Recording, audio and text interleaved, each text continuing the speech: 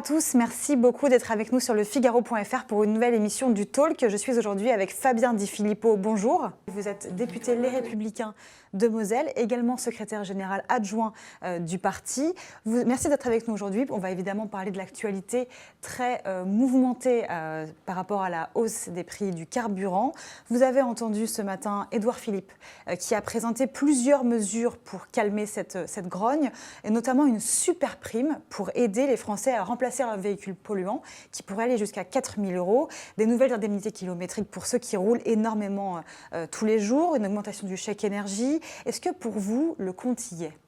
Non, il est clair que le compte n'y est pas. Et moi, je suis très inquiet par rapport à ces annonces parce qu'elles veulent dire que soit Édouard Philippe et Emmanuel Macron n'ont pas entendu le message envoyé par les Français et leur mobilisation, soit, c'est encore plus grave, ils les ont entendus, mais ils essaient une nouvelle fois de les prendre pour des idiots. Je vous donne juste un exemple. L'augmentation des taxes sur le carburant l'année prochaine, c'est 3,9 milliards d'euros. Ces trois mesures que vous annoncez, c'est le chiffrage simplement d'Édouard Philippe, 500 millions d'euros. Si je vous prends 100 € dans votre poche, et que je vous en rends 20, est-ce que vous serez sérieusement obligé de me dire merci ? C'est ça la question que posent ces mesures. Et on accusait, depuis le début de l'année, la politique menée par ce gouvernement d'être inefficace, la croissance baissée, les déficits augmentent, d'être injuste. Elle a frappé beaucoup certaines entreprises, beaucoup les retraités avec la CSG, beaucoup les classes moyennes. Là, on peut rajouter un troisième I, c'est le I de illisible. Plus personne n'y comprend rien. On a dit, on ne tape pas le travail, mais on tape les travailleurs. On ne revalorise pas les retraites, mais on revalorise l'allocation des demandeurs d'asile.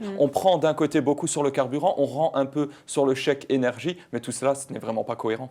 Donc pour vous, ça ne va rien changer à la contestation des Français qui se sentent vraiment leur pouvoir d'achat baisser au quotidien ? Bien sûr, ça c'est la réalité. Ce que vous décrivez, c'est qu'il y a une baisse du pouvoir d'achat, notamment pour les gens qui ont encore le courage d'aller travailler. Je vous donne deux chiffres.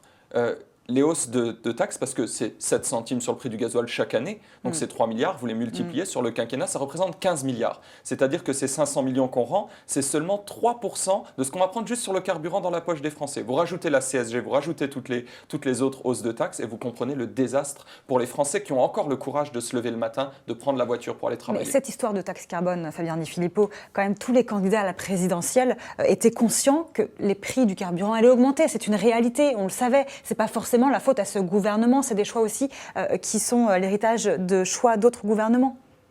Moi, personnellement, je ne me sens pas lié par l'héritage de François Hollande. Je comprends bien qu'Emmanuel Macron a été son principal conseiller et son ministre de l'économie, donc il était directement impliqué dans cette politique-là. Mais la réalité aujourd'hui, c'est pas que parce que vous verdissez une taxe que vous allez vous occuper de l'environnement. Ça ne va pas baisser la consommation d'hydrocarbures, les émissions de CO2. La seule écologie qui peut porter des résultats en la matière, c'est une écologie du progrès. Là, la réalité, c'est que la dernière année de François Hollande, 67 milliards de déficit. Première année d'Emmanuel Macron, 81 milliards. L'année prochaine, 98 milliards de déficit. Donc il faut mettre en marche, j'ai envie de dire, la pompe à fric pour pouvoir maquiller un peu et minimiser les déficits. C'est quoi cette écologie du progrès ? Comment est-ce qu'on fait aujourd'hui pour inciter les Français à changer leurs habitudes de consommation, à essayer de moins polluer ?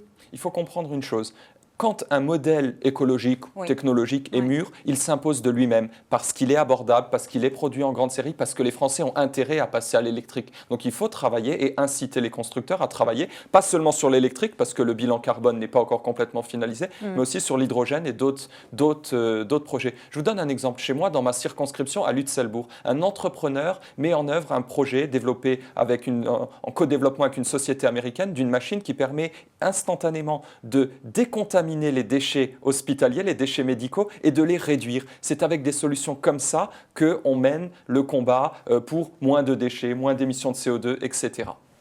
Est-ce que vous êtes toujours en faveur d'un chèque carburant, Fabien Di Filippo ? Je pense que cette proposition a été mal interprétée. Nous avons trois propositions. La base, c'est de revenir sur toutes les taxes augmentées par ce gouvernement qui ont des conséquences désastreuses. 7 centimes et 7 centimes, rien que sur les 2 premières années. Un plein par semaine de 55 litres, c'est 400 €, juste sur les taxes de perte de pouvoir d'achat. Donc revenir sur ces taxes-là. Ensuite, le deuxième étage, on avait évoqué un chèque carburant. Je veux juste rappeler que quand nos compatriotes... 15 milliards d'euros par an quand même. C'est pas le bon chiffrage. C'est pas le bon chiffrage. quand nos compatriotes prennent le train, le bus, les transports en commun pour aller à leur travail, ils ont la possibilité de se faire rembourser la moitié de cet abonnement par leur entreprise. Pour des Français comme notamment, moi je viens d'une circonscription rurale de 261 communes, certains vont travailler, n'ont pas de possibilité d'y aller en transport en commun. Il serait juste quand même pour revaloriser le travail, donner envie et intérêt aux gens à aller travailler, qu'une partie de leur trajet de transport en voiture, via un chèque carburant désocialisé, puisse prendre en charge une partie de ce coût qui est de plus en plus important malheureusement. Guillaume Pelletier, qui fait partie de votre parti, a eu tort de proposer le chèque carburant? Non, comme je viens de vous l'expliquer, ça peut être une très bonne mesure de revalorisation du pouvoir d'achat. Bruno Retailleau est contre quand même. C'est au sein de notre famille le débat de reconstruire un projet. Il y a des propositions. Et je pense que c'est une très bonne chose. Et puis nos militants, notre président, quand il s'agira d'arrêter définitivement le programme, on a des modes de détermination chez nous tout à fait démocratiques. On est très serein quand on fait des propositions.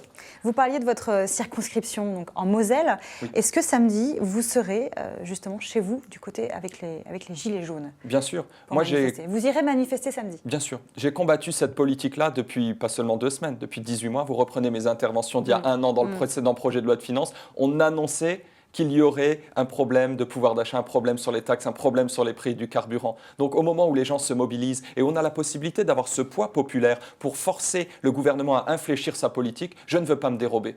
Donc samedi, je serai aux côtés des gens qui se mobilisent. Est-ce que vous appelez à manifester? Ce n'est pas mon rôle. Cette mobilisation, elle est citoyenne, elle n'est pas politique. Ce n'est pas le député qui va aller participer, c'est Fabien Di Filippo qui est opposé à cette politique-là. Et elle appartient aux gens et je la laisse aux gens.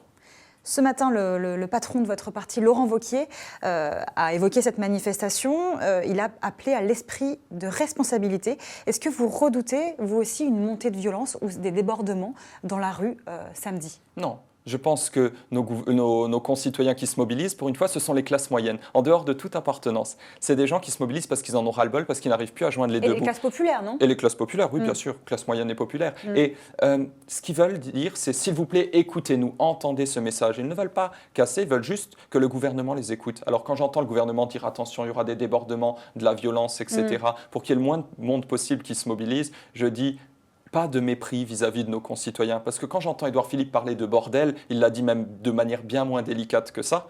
J'ai envie de dire, pour l'instant, le seul bordel, il est dans la politique gouvernementale qui vous met une hausse très importante des taxes, qui après revient partiellement dessus, essaye de vous faire croire que c'est de l'écologie, etc. C'est là le bordel. Le bordel est là et les Français n'y comprennent plus rien. Pourtant, certains, quand même, parmi les organisateurs de cette manifestation, disent on va monter sur l'Élysée. Il y a un côté un peu incontrôlable dans cette manifestation. Je ne sais pas s'il y a un côté incontrôlable, mais ce que je sais, c'est qu'il faut l'analyser à l'aune de la colère que cette politique a provoquée chez les gens. Et on ne peut pas... Elles ne font pas ça pour des raisons politiques, on ne doit pas s'interroger sur leur légitimité à le faire. Mais enfin comprendre qu'il y a une fracture en France, une France à 2 vitesses qui est en train de se mettre en place et que dans nos territoires, les gens modestes qui vont encore travailler se sentent complètement lésés, complètement oubliés. Et le message que fait passer ce monsieur, c'est simplement écoutez-nous très très vite, parce que ce n'est plus possible. Est-ce que ce n'est pas le signe aussi, ce mouvement qui vient des citoyens, le signe de l'affaiblissement des corps constitués, que ce soit les syndicats, les partis politiques, qui, depuis l'élection d'Emmanuel Macron, n'ont pas réussi à incarner une opposition à ce pouvoir? Je pense que c'est surtout le signe de promesses déçues de la part d'Emmanuel Macron et d'une politique qui est profondément injuste. Ensuite, chacun est dans son rôle. Quand il y a des mobilisations populaires, elles appartiennent au peuple. Nous, responsables politiques, notre rôle, c'est de faire des propositions alternatives et très crédibles et chiffrées et écrites pour que les gens se disent, certes par le passé, dans un passé récent, les Républicains ont pu décevoir et ça, il faut avoir l'humilité de le reconnaître, mais aujourd'hui, ils font un travail sérieux et crédible pour porter nos aspirations. Et donc, nous, notre travail, c'est justement d'incarner cette alternative-là. Est-ce que vous allez écouter ce soir le président de la République? Alors, si on ne siège pas à ce moment-là dans l'hémicycle, effectivement, j'essaierai de l'écouter. Qu'est-ce que vous attendez de son intervention? Il va s'exprimer à bord du porte-avions Charles de Gaulle. Malheureusement, je connais maintenant Emmanuel Macron. Je sais qu'à chaque fois qu'il intervient, ce n'est pas pour dire aux Français, j'ai compris, je vais changer de politique. C'est pour dire, j'ai raison, et si ça ne se passe pas bien, c'est parce que vous êtes trop bête pour comprendre. Vous voyez, ça c'est un peu la tactique intemporelle d'Emmanuel Macron. Mais on arrive au bout de l'impasse. Et quand on nous dit qu'il faut laisser du temps à Emmanuel Macron, moi je dis une chose. Quand vous voyez une personne aller dans la mauvaise direction, chaque seconde de plus où vous le laissez avancer, elle vous éloigne du but. Donc il faut que ce soir, il ait le courage de dire, on est dans une impasse, je fais demi-tour, je vous écoute. Et s'il ne revient pas, vous savez très bien, Fabien Di Filippo. Moi, je ne désespère pas. Vous savez, il y a un an, on avait l'impression, on nous disait, Emmanuel Macron marche sur l'eau quand on dénonçait les injustices de cette politique, il faudrait l'écouter. Aujourd'hui, on nous dit, vous aviez peut-être raison. Donc peut-être que l'étape d'après, c'est que lui-même nous dise, effectivement, vous aviez peut-être raison. Vous n'identifiez pas quand même un changement dans sa communication, dans sa manière de s'adresser aux Français? Il parle de plus en plus dans la presse quotidienne régionale, à la radio, à la télévision.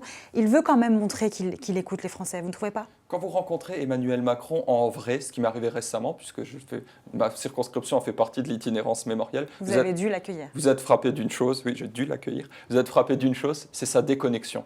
Vous avez l'impression de parler à quelqu'un qui est complètement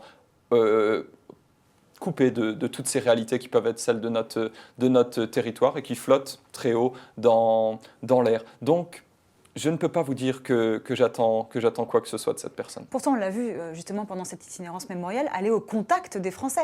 Parfois avec le contact un peu rugueux, mais il n'a pas un contact toujours esquivé. Très organisé. Parce que chez moi, sur le lieu de la manifestation, j'ai croisé peut-être 50 personnes de ma circonscription, pas plus. On devait accéder au site en bus, tout était très cadré, très organisé. Il est toujours entouré par 6 personnes. Et je pense qu'il est tombé dans le piège de la communication à outrance. C'est-à-dire qu'il vit et il périra par la communication. C'est qu'il met en scène son action. Ouais. Et c'est quelqu'un qui est capable, un très bon acteur, capable de surjouer toutes les émotions. Mais par contre, quand il s'agit de prendre des décisions et de trancher, là, il n'y a plus personne. Et c'est les limites de ce « en même temps ». On va parler un petit peu de l'Assemblée nationale, puisque vous êtes député. Richard Ferrand, le président, a écrit une lettre aux députés hier. Il a écrit notamment que l'hémicycle n'est ni un campus ni un camping. Il s'adresse aux députés qui sont souvent agités, qui peuvent parfois couper la parole ou s'agiter dans l'hémicycle. Est-ce que vous vous sentez concerné ?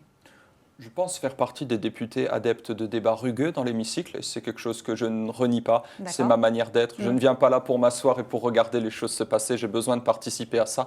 Et face à certaines hypocrisies, parfois j'éprouve le besoin de les dénoncer, parfois très fortement. Mais c'est aussi une manière de porter la colère de mes concitoyens. Et je pense que, quel que soit à un moment donné mes prises de parole, elles ne seront jamais à la hauteur de cette colère-là. Ce courrier, il s'adresse avant tout, je pense, à la majorité. Parce qu'on a vu beaucoup de dérives, notamment d'un point de vue vestimentaire, du point de vue de la ponctualité, du point de vue du respect de l'institution. Les députés de la République En Marche, vous pensez ?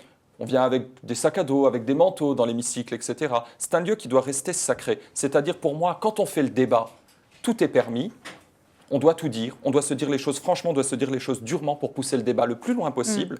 Mais par contre, sur la tenue, sur l'étiquette, sur le respect vis-à-vis de nos concitoyens, il faut être irréprochable. Vous êtes souvent effectivement présenté comme un puncher dans l'hémicycle.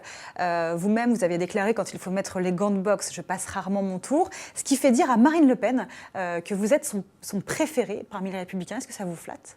Oh, je pense que oui, enfin, je ne vais pas dire que ça me flatte, mais je pense que c'est quelque part pas une reconnaissance idéologique, mais une reconnaissance du talent. Je le dis souvent à certains de vos confrères, c'est pas parce qu'on supporte le Real Madrid qu'on n'est pas capable de reconnaître le talent de Lionel Messi. Voilà, je veux le voir comme ça. Merci beaucoup Fabien Di Filippo. On passe maintenant à vos questions, chers internautes, avec Jérémy Pontieux.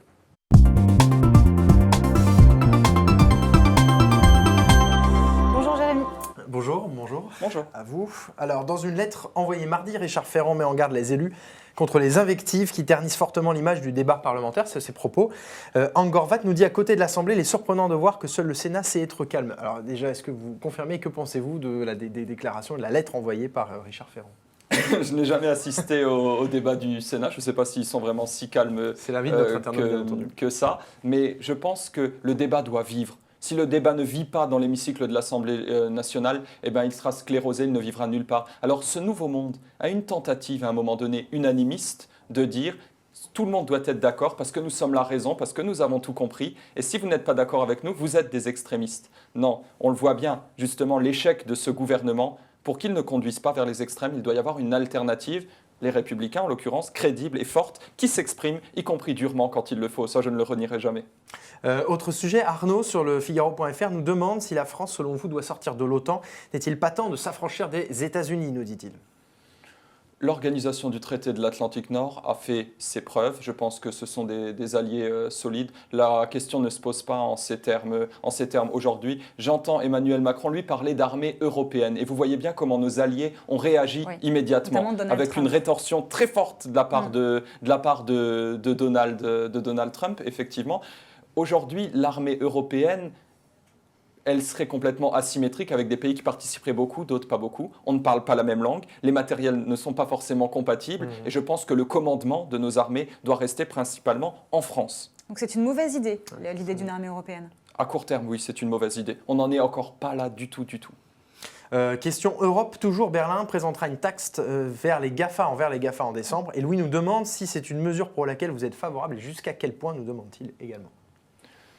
Par principe, je ne suis pas favorable aux taxes supplémentaires. Après, la question qui se pose, c'est pourquoi ces entreprises qui ont une activité économique forte sur le territoire français, notamment du point de vue des recettes publicitaires, etc., ne payent pas les mêmes taxes que nos entreprises nationales. Mais ça nous pose une question, ils sont tous domiciliés souvent en Irlande ou dans des pays comme cela, en Europe, qui ont des taux d'impôt sur les sociétés très bas. Est-ce qu'à un moment donné, il ne faut pas pousser vers une convergence fiscale, au moins au niveau européen, de l'impôt sur les sociétés, à partir du moment où vous restez dans un marché commun? Ça, c'est la vraie question qui doit se poser. L'harmonisation fiscale, c'est ce que défend Emmanuel Macron d'ailleurs. Mais ce qu'il ne fait pas du tout. Pour l'instant, lui, il augmente juste des taxes et il pénalise les entreprises françaises. Donc, vous savez, moi, des fois, quand Emmanuel Macron tient certains propos, j'ai envie d'approuver, mais je constate une chose depuis 18 mois, c'est que les actions sont souvent diamétralement opposées. Donc, je ne peux pas avoir confiance. Autre des dernières questions d'ailleurs sur l'Europe de la part de nos internautes. Franck se demande si vous soutenez la création d'une armée européenne, parce que c'est une grande question actuellement. Je viens de répondre à cette question. Effectivement, je pense que les choses sont prématurées. Est-ce qu'il faut des coalitions fortes en Europe? Est-ce qu'on ne doit pas être les seuls à intervenir sur des théâtres qui sont éminemment complexes, éminemment dangereux? Je pense en Afrique subsaharienne. J'ai beaucoup de militaires du 1er régiment d'infanterie de Sarrebourg qui sont projetés en ce moment au Mali. Bien entendu, il faut une coopération, mais les commandements et notre armée doivent rester sur une souveraineté française. Alors, question nationale. Le maire d'Asnières veut équiper sa police municipale de drones de surveillance pour endiguer la délinquance et les trafics. C'est une information de Figaro. CLJE nous dit n'osant plus envoyer les forces de l'ordre sur le terrain, la vidéo est la solution. C'est votre avis? Je pense qu'il faut des moyens à la mesure de ce qu'est devenu la délinquance dans certains quartiers. Quand vous voyez la violence et l'organisation auxquelles peuvent être confrontées les forces de l'ordre, vous comprenez qu'il leur faut des moyens précis et ciblés. Le drone permet de cibler les moments et les lieux où il faut intervenir. Je vois ça comme une solution technologique tout à fait acceptable, de même que des drones pour surveiller les mouvements des migrants et des passeurs en Méditerranée nous permettraient d'éviter un certain nombre de drames. Peut-être dernière question. François Hollande a suggéré son retour à la vie politique. C'était lors d'une séquence captée par les caméras du quotidien. Nos internautes ne sont pas très convaincus. Est-ce que vous pensez que ça pourrait être un candidat sérieux pour 2020, François Hollande? En l'état actuel des choses, non. Il est parti très impopulaire. Il avait fait la place finalement à son poulain, qui poursuit de manière, finalement, si on regarde pas les discours, mais le concret des choses, qui poursuit d'une manière assez fidèle sa politique d'augmentation des taxes, etc., et d'augmentation de la dépense publique. Donc il n'a pas réellement, hormis du point de vue de son ego, de raison de revenir aujourd'hui. On voit aussi une tentative de la part de Ségolène Royal de revenir dans le débat politique. Qu'est-ce que vous en pensez de ce retour d'anciens responsables politiques? Est-ce que vous, dans votre famille politique, par exemple, François Fillon pourrait revenir? Je ne pense pas que François Fillon puisse revenir. Je ne pense pas que François Fillon ait envie de revenir à la vie politique. Aujourd'hui, nous, au niveau, en tout cas, des Républicains, moi, je suis le Benjamin de la nouvelle équipe de direction autour de Laurent Wauquiez. On essaye d'incarner une alternative claire. Je veux que les gens sachent exactement où mettre cette nouvelle génération, sur la revalorisation du travail, sur la réduction de l'immigration économique, sur le respect des valeurs républicaines, sur l'équité territoriale. Sur ces 4 choses-là, je veux que les gens sachent très clairement où nous mettre. Et je ne pense pas que ces personnalités-là incarnent forcément des solutions d'avenir. Merci beaucoup Fabien Di Filippo d'avoir été avec nous aujourd'hui. Merci beaucoup Jérémy. Merci Mathilde. À demain pour une nouvelle émission du Talk sur le Figaro.fr.